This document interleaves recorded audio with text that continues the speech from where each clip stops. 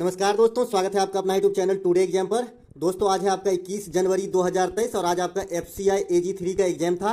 First shift का exam समाप्त हो गया है। फर्स्ट शिफ्ट के एग्जाम में जीके जीएस सेक्शन से जो भी प्रश्न प्राप्त हुए सभी प्रश्नों को लेकर आगे हूं। तो चलिए दोस्तों शुरू करते हैं। अधिकांश प्रश्न जो है हूबहू प्राप्त हो गया है। देख लीजिए कौन कौन सा प्रश्न आपके एग्जाम में पूछा गया था। और बात करें डिफिकल्टी लेवल का, तो ये डिफिकल्टी लेवल जो है MTS से भी नीचे का रहा है, जैसा कि आप इस वीडियो में देखेंगे। एक प्रश्न पूछा गया, भारत में ग्रामीण लोगों के लिए 100 दिनों का रोजगार किसके द्वारा प्रदान किया जाता है। देखिए कॉमन सा प्रश्न है। ग्रामीण क्षेत्र में जो है मनरेगा के तहत जो है पहले 90 दिन का जो है आपका जो है रोजगार दिया जाता था, लेकिन अब इसे बढ़ाकर जो है 100 दिन का जो है रोजगार गारंटी दिया जाता है। तो यहाँ पे राइट आंसर मनरेगा हो जाएगा। पहले इसका नाम नरेगा था, बाद में इसमें महात्मा गांधी जो है शुरुआत में जोड़ा गया, तब से इसका नाम जो है मनरेगा पड़ गया, जो वर्तमान में 100 दिनों का रोजगार ग्रामीण क्षेत्र में प्रदान करता है। अगला एक प्रश्न पूछा गया, G20 सम्मेलन 2022 में कहां हुआ था। तो इंडोनेशिया के बाली में हुआ था। कोई लड़का बोल रहा है कि G20 का जो आगामी सम्मेलन होगा ये कहां होगा, तो 2023 के अंदर जो है ये भारत में होगा। तो दोनों में से चाहे कोई भी क्वेश्चन हो आपके पास आंसर है। अगर 2022 पूछा गया होगा तो इंडोनेशिया के बाली में हुआ है, 2023 में कहां होगा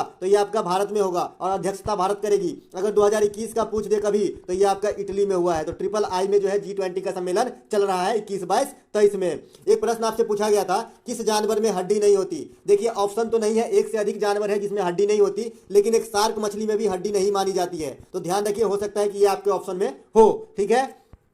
इसके अलावा एक प्रश्न आपसे पूछा गया था, सबसे बड़ा चंद्रमा कौन सा सौरमंडल का, मतलब सौरमंडल का सबसे बड़ा चंद्रमा कौन सा है, यानी उपग्रह कौन सा है। ठीक है, ये आपसे पूछा गया था। सब दिन बताते आ रहे हैं ग्रहों के बारे में, GD के एनालिसिस में और PDF में भी दिया हूं। तो ये आपका गैनामीड है। कौन है गैनामीड, ये किसका उपग्रह है, बृहस्पति का। वहीं पर अगर आपसे सबसे ये पूछ दे कि सौरमंडल में सबसे अधिक चंद्रमा यानी उपग्रह किस ग्रह के पास है, तो शनि ग्रह के पास है। शनि ग्रह के चारों ओर वलय स्थित होते हैं, यानी रिंग स्थित होते हैं। ठीक है। इसके अलावा सौरमंडल में ग्रहों की संख्या कितनी है, 8 है। सबसे बड़ा ग्रह कौन है, जुपिटर है। किसे भोर का तारा, सुबह का तारा, इस वीनस की देवी। इसके बाद सबसे चमकीला तारा, पृथ्वी का बहन। ये सब किसे कहा जाता है, ये सब शुक्र ग्रह को कहा जाता है। कौन सा 2 ग्रह है जिसके पास कोई उपग्रह नहीं है, तो बुध और शुक्र ग्रह के पास कोई भी उपग्रह नहीं है। सूर्य के सबसे नजदीक वाला ग्रह कौन सा है, बुध ग्रह है, और ये सभी ग्रहों में सबसे छोटा ग्रह है। तो ये सब बात आपको ध्यान रखना है। अगला एक प्रश्न पूछा गया था कि दो सिटी ऑफ जॉय, एक उपन्यास का नाम है सिटी ऑफ जॉय, जैसा कि आप जानते ही होंगे। तो सिटी ऑफ जॉय जो है, जॉय मतलब होता है आनंद, हर्षोल्लास, है ना। तो सिटी ऑफ जॉय जो है इस उपन्यास में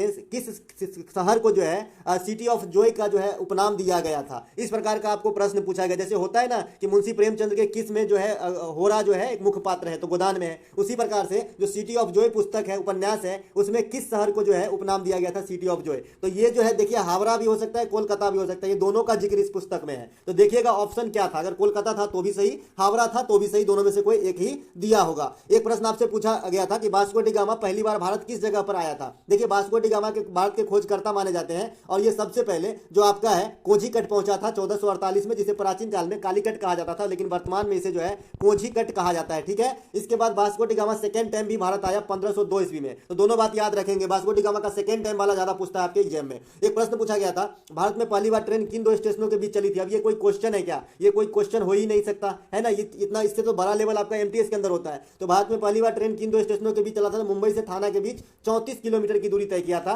भारत में रेल के जनक आपको लॉर्ड डलहौजी को कहा जाता है। लॉर्ड डलहौजी जो है राज हड़प नीति के लिए भी जाना जाता है। ठीक है। सबसे पहले हड़पा गया राज जो है ये सतारा था उस समय, है ना। इसे लॉर्ड डलहौजी जो है 1848 में ब्रिटिश राज में मिलाया था। ये भी क्वेश्चन आपके GD के एग्जाम में छपा, और पिछले दिन जब FCI का एग्जाम था तो वहां भी छपा था। ठीक है। इसके अलावा रेल कब चालू होती है, 16 अप्रैल 1853 को। भारतीय रेल का विश्व में कैमा स्थान है, तो चौथा स्थान है। ठीक है। एशिया में सेकेंड स्थान है, पहला स्थान एशिया के अंदर चाइना का है। ठीक है। इसके बाद एक प्रश्न आपसे पूछा गया था कि प्रधानमंत्री अंत्योदय योजना जो गरीब लोगों के लिए उत्थान के लिए चलाया गया था, इसका नाम जो बदल दिया गया है, तो नया नाम क्या है, इसका नया नाम राष्ट्रीय शहरी आजीविका मिशन कर दिया गया है। ठीक है। तो ये बात भी आपको ध्यान रखना है, आजीविका मिशन इसका नाम कर दिया गया है, राष्ट्रीय आजीविका मिशन। इसके अलावा एक प्रश्न आपसे पूछा गया था, रामकृष्ण मिशन की स्थापना किसके द्वारा किया गया था, तो विवेकानंद साहब के द्वारा 1897 ईस्वी में किया गया था। विवेकानंद के गुरु थे रामकृष्ण परमहंस। ठीक है। बेलूर मठ आपका जो है विवेकानंद साहब से ही संबंधित है। इसके बाद विवेकानंद का जो सबसे ज्यादा इंपोर्टेंसी रहा, ये 1893 के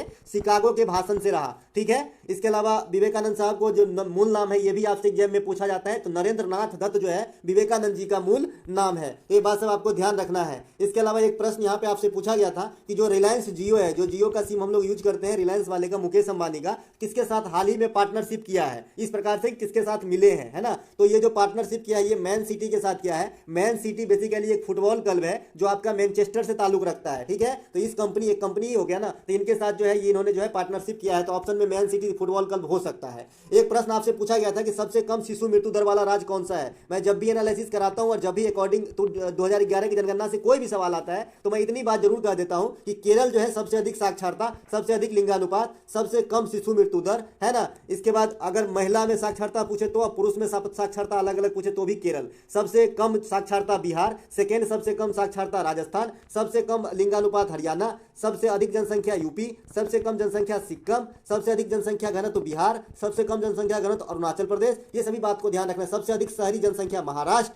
तो ये सब बात को जो है आपको जनसंख्या के रिगार्ड में याद रखना पड़ेगा, क्योंकि क्वेश्चन जो है आपको आता ही रहता है एग्जाम के अंदर। एक प्रश्न आपसे पूछा गया था कि मानव के शरीर में जो पसली होती है उस पसली में कुल कितनी हड्डी होती है। तो ये तो 25 हड्डी होती है। जो रिब होता है आपका 24 हड्डी होती है, और एक उसको जोड़ने वाला जो वेल्डिंग किया रहता है, सीधा सीधा देखिए आप अपने छाती से नीचे एक हड्डी जो है वेल्डिंग किया हुआ, तो 12 इधर 12 इधर 24 है और एक जुड़ा हुआ है, तो 25 हड्डी है। अगर मानव शरीर में पसलियों की संख्या पूछे तो डायरेक्ट 24 ही होता है, लेकिन इसमें बोला है कि मानव शरीर के पसलियों में स्थित कुल कितनी हड्डी होती है। तो जो वेल्डेड हड्डी है उसको भी काउंट किया जाएगा, तो 25 हो जाएगा आंसर। खाली पसली पूछा होता तो 24 आंसर हो जाएगा। मांसपेशियां अगर आपसे पूछ दे मानव शरीर में कितनी मांसपेशियां होती है तो 639 मारेगा, एनसीईआरटी के बुक के अनुसार। कहीं कहीं 640 भी लिखा रहता है। इसके बाद अगर क्रोमोसोम पूछ दे तो 46 यानी 23 जोड़ा, हड्डी पूछ दे तो 206 यानी 206, नवजात में 300 मतलब 300 भी हो सकता है। सबसे बड़ी हड्डी पूछ दे तो फीमर, सबसे छोटी हड्डी पूछ दे तो स्टेपिस, सबसे बड़ी ग्रंथि पूछ दे तो लीवर, सबसे छोटी ग्रंथि पूछ दे तो पीयूष। तो ये सब बात आपको मानव शरीर के रिगार्ड में याद रखना पड़ेगा, है ना, क्योंकि शरीर है, इन्हीं के बारे में जानकारी नहीं है तो आगे तो कल्पना ही नहीं कर सकते। तो कम से कम किसी भी आप एग्जाम की तैयारी कर रहे हैं तो शरीर के बारे में जरूर रखिए कि एग्जाम में कभी भी क्वेश्चन इनसे पूछ देता है शरीर के बारे में, ठीक है, और ये आना ही चाहिए। एक प्रश्न आपसे पूछा गया है एमआरपी का फुल फॉर्म क्या है। आप कोई भी साबुन खरीदने जाते हैं उस पर लिखा रहता है एमआरपी, यानी मैक्सिमम रिटेल प्राइस 8 रुपया 35 पैसा, ठीक है। मतलब क्या, इससे ज्यादा भाव में आपको ये पूरे इंडिया में यानी किसी भी देश में अगर ये बिक रहा होगा तो इससे ज्यादा दाम में कोई नहीं बेच सकता, ऑथराइज नहीं है इससे ज्यादा दाम में बेचने के लिए, ठीक है। ये आपका कहा जाता है कि अधिकतम खुदरा मूल्य, मैक्सिमम रिटेल प्राइस,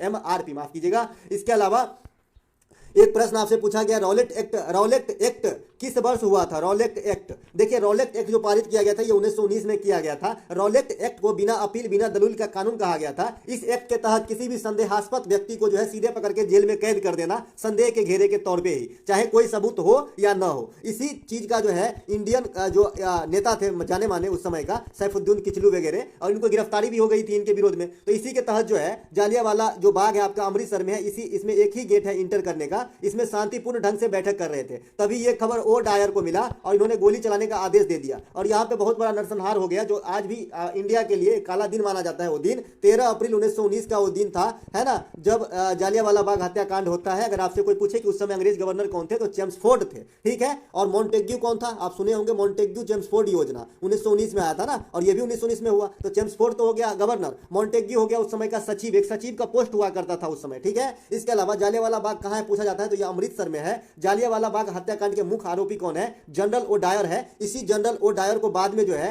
आपका लंदन में जाके उधम सिंह गोली से टपकाया था। तो ये सभी बातों को आपको ध्यान रखना है दोस्तों। अगर आपको पीडीएफ भी चाहिए तो आप हमको हमारे टेलीग्राम चैनल टुडे एग्जाम पे दे दिया जाएगा, तो आप ज्वाइन कर सकते हैं। मिलेंगे एक नए वीडियो में, तब तक के लिए जय हिंद दोस्तों। अगर अच्छा लगा हो तो लाइक जरूर कीजिएगा।